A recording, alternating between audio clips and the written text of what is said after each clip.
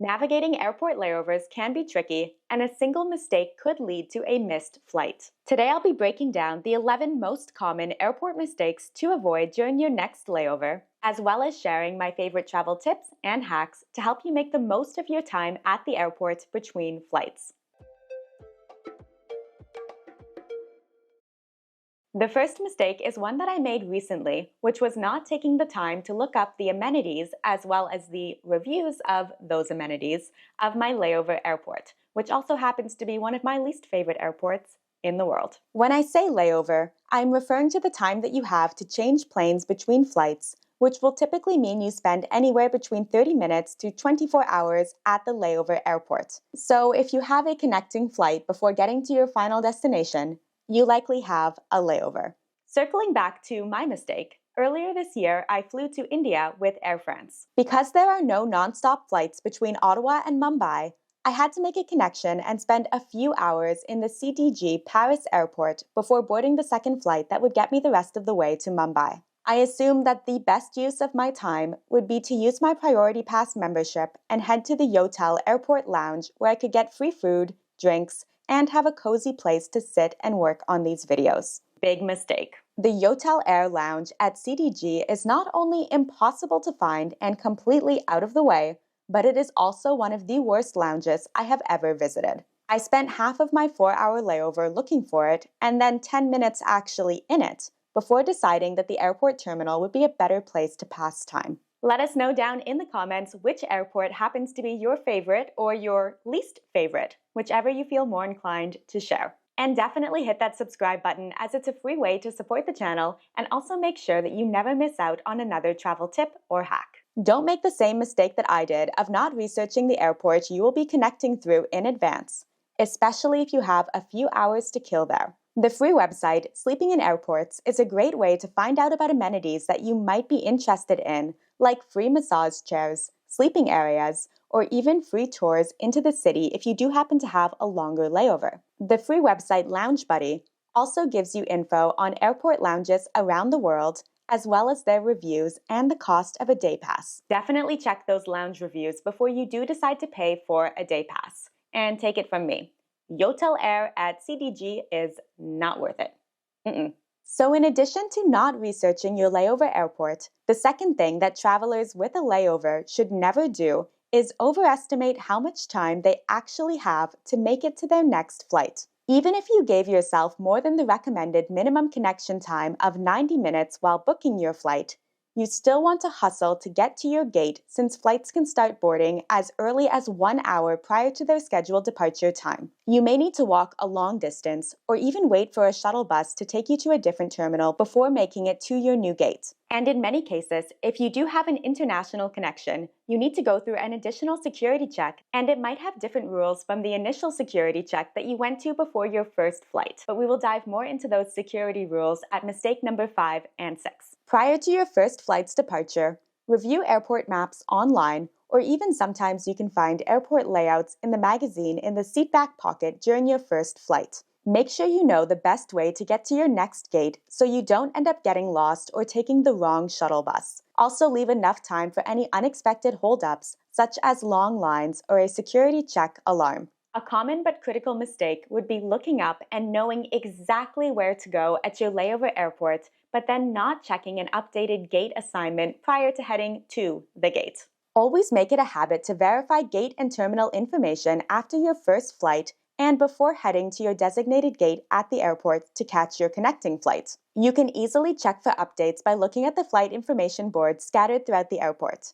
If you do have internet access, you can also check your flight status on the airline's app or use a handy iPhone trick where you text yourself the flight number and you'll get a clickable link with updated flight status and gate information. Navigating airport layovers with multiple devices can be tricky, and a big mistake that travelers make is not having a plan to keep all of their devices charged, regardless of the country that they happen to be in. A powerful and affordable international plug adapter, like the one I have here from today's video sponsor, Tessen, is a game changer for 3 key reasons.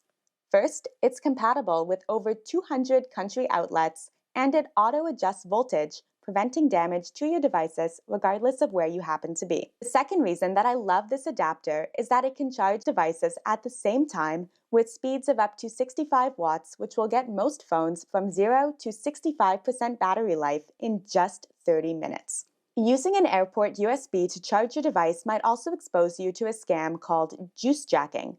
This happens when public USB ports are manipulated to steal data from your devices that are connected to them.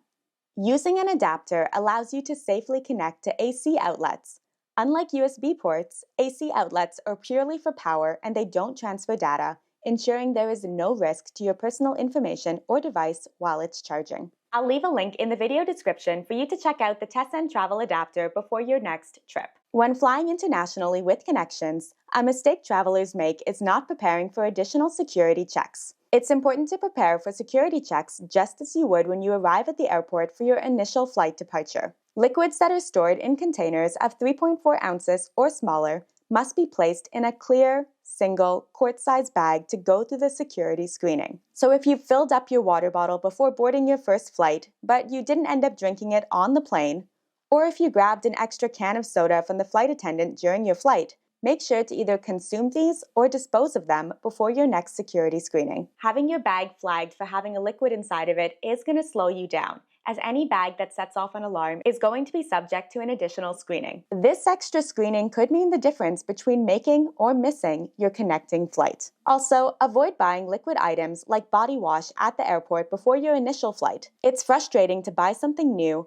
only to have to throw it away at the second security screening that you will likely go through between flights, especially if you have an international connection. Another big mistake that travelers can make on a layover is not realizing that the security screening process might vary by country and sometimes even by airport. The type of reusable liquids bags accepted can differ across regions. For instance, the bags that are standard in the US might not be acceptable in Europe, where you may need to transfer your items into a smaller liquids bag, potentially forcing you to discard of some of the things that don't fit. This variation is not just about security procedures, but extends to custom regulations concerning what you can bring across borders. For example, carrying fresh fruits and vegetables can lead to issues due to strict regulations aimed at preventing the spread of pests and diseases. Something as simple as bringing an apple from your in-flight meal into the US without declaring it can result in fines or other penalties.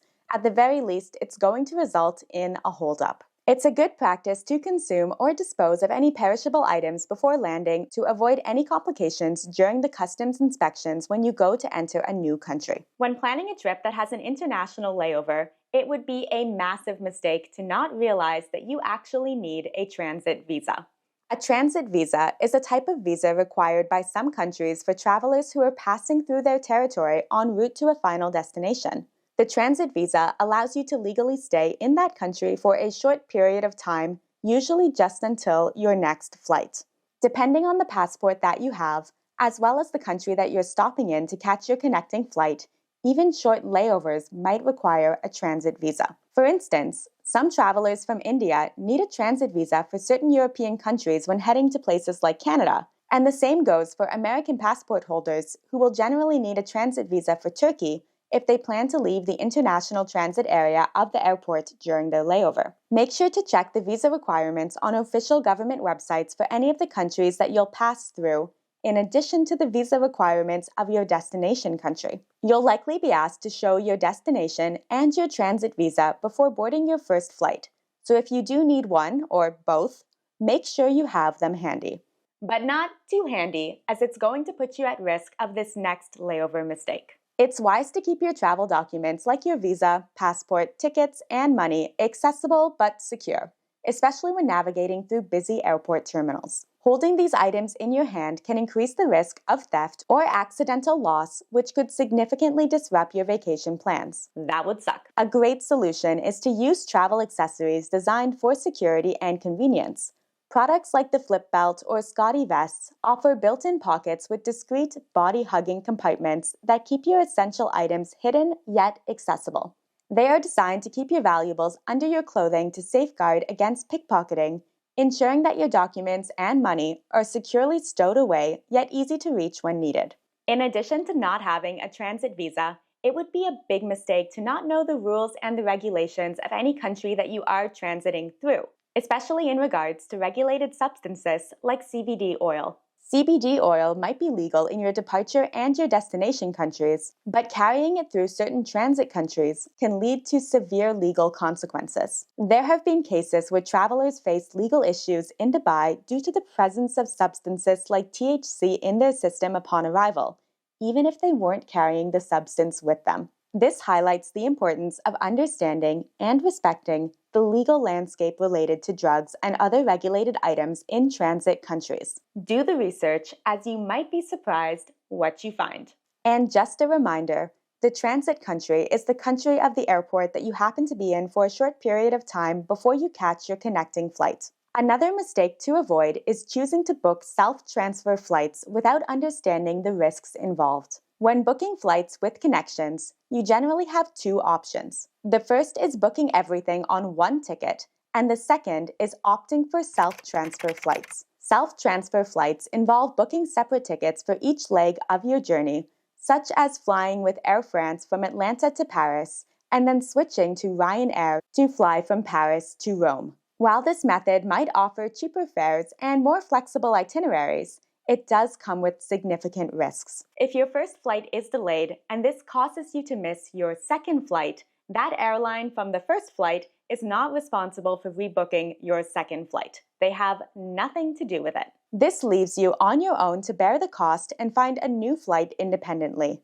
On the other hand, booking tickets together under one reservation, which is known as an airline protected connection, offers more security. In this arrangement, if any segment of your journey is delayed, the airline is typically responsible for arranging the next flight available without any additional charges and may even cover things like overnight accommodations if needed. An example would be booking a ticket from Atlanta to Rome, where you fly both legs, Atlanta to Paris and then Paris to Rome, with Air France under one ticket. If you do have the option, even if it means paying a little bit more, it's always going to be a good idea to book that airline-protected connection, especially given the number of flight delays and cancellations these days. If you do decide to self-transfer instead, aim to schedule at least a 2-hour buffer between flights to accommodate potential delays and security checks. You may assume that your luggage is going to be automatically transferred to your next flight, but this is not always the case. And it certainly will not be the case if you did book your flight separately, as we discussed in the last point. An easy but awful mistake to make is not knowing checked baggage transfer policies, especially when your itinerary involves switching airlines or transitioning from international to domestic flights. While some airlines have agreements to pass baggage onto the next carrier when your flights are booked on the same itinerary,